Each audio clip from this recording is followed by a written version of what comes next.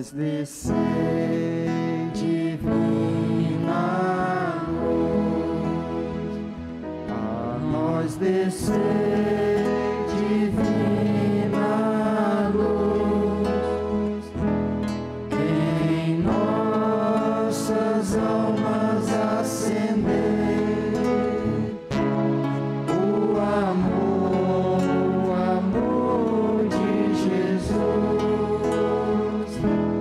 em nossas almas acender o amor de Jesus.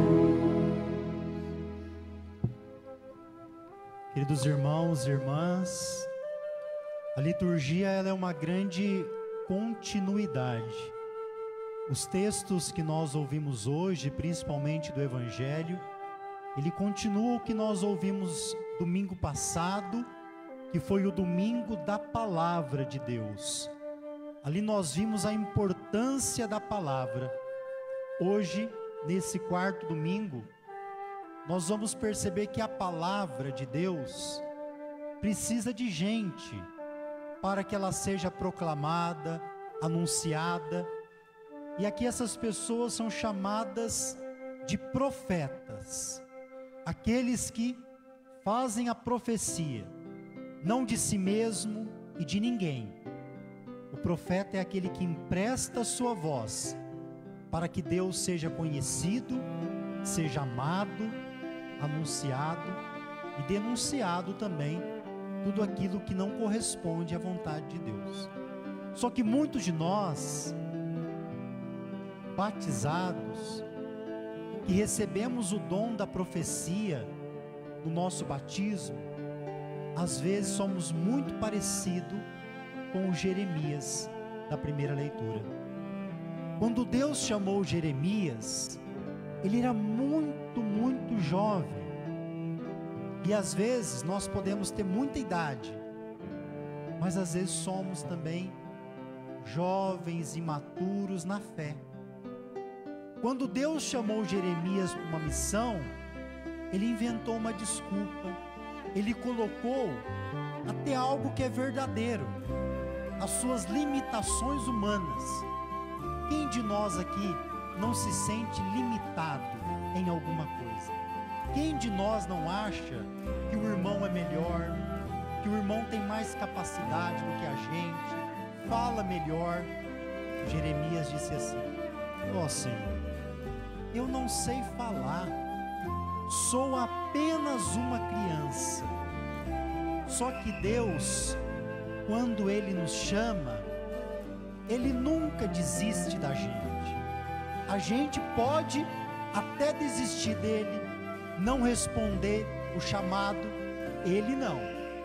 Deus está sempre ao nosso lado, usando de pessoas, usando da palavra para falar com a gente. Jeremias, eu não sei falar, sou apenas uma criança, eu acho essa missão muito difícil para mim, manda outro no lugar. E Deus fala assim para ele: Jeremias, eu te conheço, eu pensei em você antes de você fisicamente nascer, antes de você ter um corpo humano formado, eu te consagrei. Antes de você estar no ventre da tua mãe, eu sonhei com você. E às vezes nós não sonhamos o sonho de Deus para nós. E aí, diante disso, Deus vai continuar dizendo para Jeremias: eu preciso de você, para que você seja a minha voz. Jeremias foi um dos profetas mais perseguidos, teve que fugir, jogaram ele num poço, ele sofreu muito. E Deus também não engana ninguém de nós, que ser profeta também é arriscar a vida. Se a gente for ouvir as últimas falas do Papa Francisco, ela vem muito em ressonância a essa leitura. Ele diz assim: olha, se a gente não está em crise, se a gente vive uma religião sempre morninha, sem nenhuma crise, nós temos que prestar atenção. A crise, no sentido positivo, é algo que mexe conosco, que nos impulsiona. E assim Deus vai falar para Jeremias: olha, eu te consagrei, eu vou estar contigo na missão, eu vou falar através da sua voz, eu vou te fortalecer. E assim ele termina dizendo, Deus para Jeremias: em todas as perseguições que você vai ter, eu estarei contigo para te defender. Eu gostaria que você pudesse recolher isso hoje na sua vida. Deus falando para você, diante do que Ele te chama para fazer, eu estarei contigo para te defender. A segunda leitura que nós ouvimos hoje, uma leitura que nós vamos ouvir durante alguns dias, é Paulo escrevendo à comunidade de Corinto. Coríntios é uma comunidade muito complexa. É a maior cidade que Paulo evangelizou, é uma metrópole. Lá tem mais de 500 mil habitantes, uma cidade que tem muitos deuses. E Paulo, quando escreve essa carta, é porque ele olha para a comunidade que aparentemente é muito religiosa, porque é uma comunidade que tem muitos dons, como nós vimos domingo passado. Só que ele vai percebendo que as pessoas, diante dos dons, às vezes querem se aparecer. E ele hoje vai repetir mais ou menos 7 vezes a mesma palavra. Eu falei para vocês no início da missa que o tema dessa liturgia é profecia, profeta. Só que na segunda leitura, a profecia maior que nós podemos fazer é uma profecia que não precisa falar, mas sem ela nós não seremos salvos. Você pode falar a língua dos homens, a língua dos anjos, italiano, espanhol, inglês, mas se na tua vida não tiver caridade, de nada adianta falar todas as línguas. Você pode ter uma fé grande, ter visões, ter dons de profecia, mas se na tua vida não tiver caridade, de nada adianta. A caridade nos salva. É interessante que o momento aqui ele vai dizer até estranho, difícil de interpretar. Diz mais ou menos assim: você pode ajudar os pobres, mas se não tiver caridade, é meio difícil de entender, né? Porque a gente pode ajudar os pobres de um modo simplesmente assistencialista. Eu posso ajudar os pobres sem me comprometer. A caridade, a primeira missão dela, não é o destino, mas é o remetente. Se a caridade não te atingir, ela não é caridade. Quando eu exerço a caridade, o remetente, no caso para Deus, sou eu. Eu destino a caridade, mas Deus está me remetendo a mim. Quando eu faço caridade, se eu não me torno uma pessoa melhor, uma pessoa mais sensível de tudo que acontece ao meu redor e no mundo, se eu exerço a caridade e eu não me torno uma pessoa mais em sintonia com Deus, não é a verdadeira caridade. A caridade faz isso com a gente, nos torna melhor, nos torna mais santos também.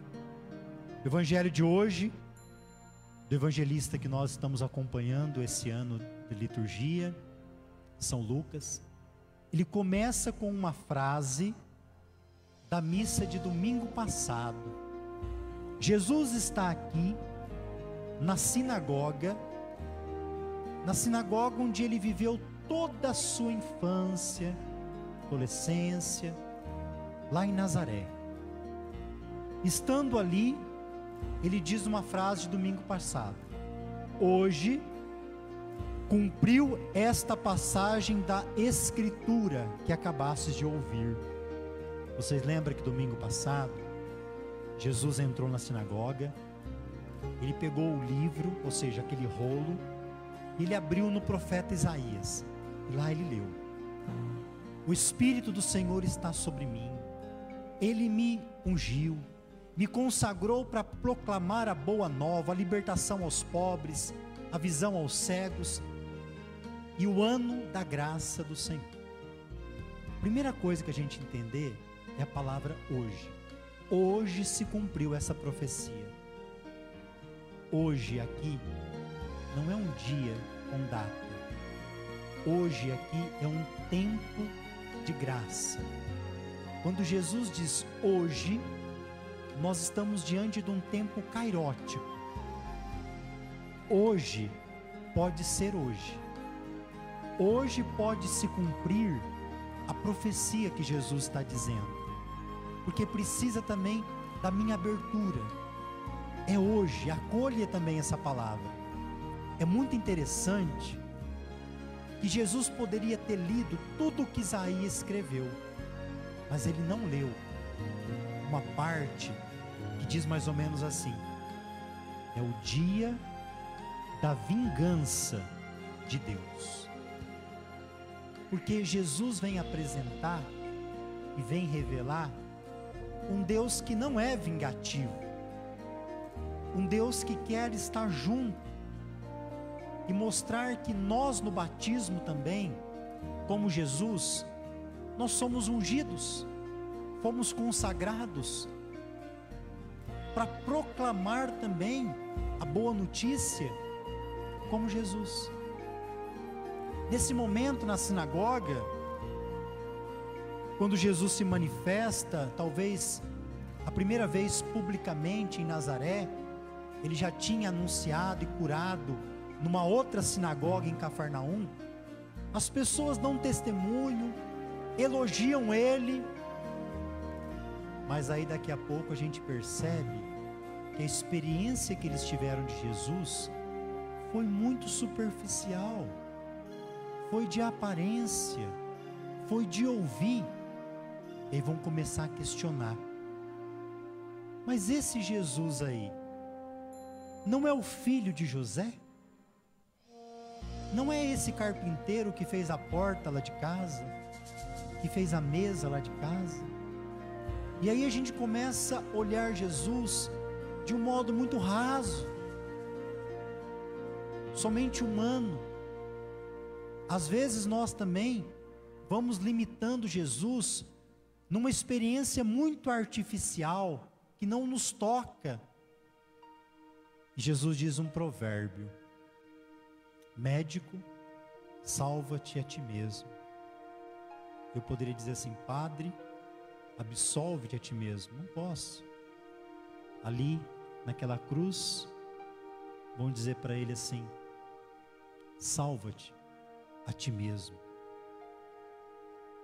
E aí Jesus, ele vai ser mais profundo, porque aqui nós estamos diante de muita gente religiosa. Ele vai dar dois exemplos de dois profetas que para o povo da Bíblia, o povo judaico, é uma referência. Primeiro ele fala de Elias. Ele diz assim: olha, lembra na época de Elias? Teve uma fome muito grande, em torno de 3 anos, 6 meses. E diante da fome, tinha muitas viúvas. E Elias não foi enviado para nenhuma delas, para a casa de Israel. Foi enviado para uma viúva lá em Sarepta. Sabe o profeta Eliseu? Na época dele, tinha muitos leprosos. Ele não foi enviado para nenhum. Foi enviado para um militar, Naamã, o sírio.